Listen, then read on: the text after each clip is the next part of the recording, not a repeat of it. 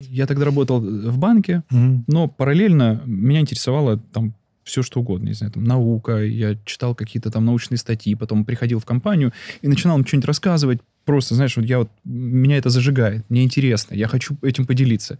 Я начинаю рассказывать, там, этим делюсь.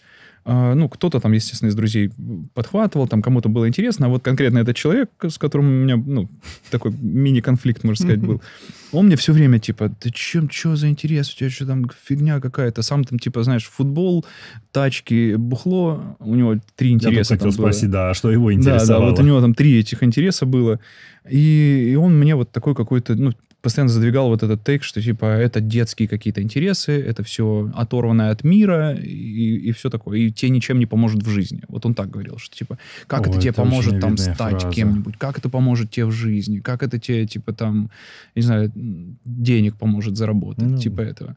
Look now, bitch. Просто.